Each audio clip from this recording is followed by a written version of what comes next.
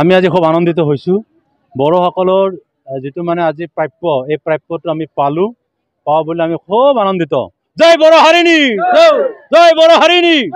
এইটো বড়োসকলৰ কাৰণে গৌৰৱৰ দিন আৰু আনন্দৰ বিষয়। আজি 2 অক্টোবৰ গান্ধী জয়ন্তীৰ দিনাখন মানে বড়োসকলৰ 8বিধ সামগ্ৰী মানে GI টেগ লাভ কৰিছে।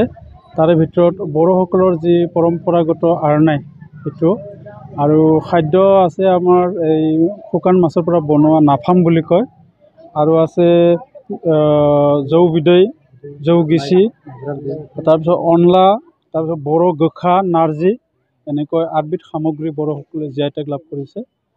এইটো মানে এনেকুৱা যে বিশ্বৰ য'তেই গ'লে এই সামগ্ৰীবিলাক বড়ো খাদ্য বুলি জনাজাত হ'ব বা বড়োৰ মানে ড্ৰেছ বুলি জনা যাব। গতিকে এইটো এটা বড়োসকলৰ কাৰণে গৌৰৱৰ দিন আৰু মানে বিশ্বৰ দৰবাৰত আকৌ এটা এখোজ মানে আগুৱাই যোৱা বুলি আমি ধৰি লৈছোঁ। বড়ো সম্প্ৰদায়ৰ এজন ব্যক্তি হিচাপে আপোনাৰ কেনেকুৱা অনুভৱ? খুবেই আনন্দিত, ভাল পাইছোঁ। আৰু আমাৰ কৰিবলগীয়া বহুত আছে। এইটো বহুদিনীয়া এটা সপোন আছিলে। আমাৰ প্ৰমোদ বড়োৰ নেতৃত্বত আমি যেতিয়া নিখিল বড়ো ছাত্ৰ সন্থাত আছিলোঁ তেতিয়া এই কথাবিলাক আলোচনা হৈছিলে যে আমাৰ কিছুমান সামগ্ৰীবিলাক যিবিলাক বিশেষকৈ বড়োসকলৰ সামগ্ৰী সেইটো মানে লাহেকৈ আন মানে সম্প্ৰদায় বা জনগোষ্ঠীৰ লোকসকলে নিজৰ বুলি ক'বলৈ আৰম্ভ কৰিছিলে। তেতিয়াই আমি চেতনাবোধ হৈছিলে যে কিছুমান বস্তু আমি যদি মানে এইটো নিজৰ এটা বস্তু বুলি চিনাকি ধৰি ৰাখিবলৈ কিবা যদি নকৰোঁ তেতিয়াহ'লে হেৰাই যাব।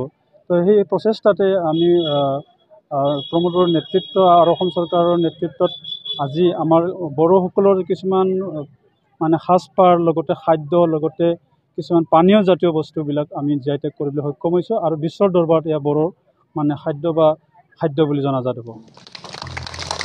साबायखर थाबाय दा जोङो लोगो जोंहा बारग' चेयारमेन बिथाङा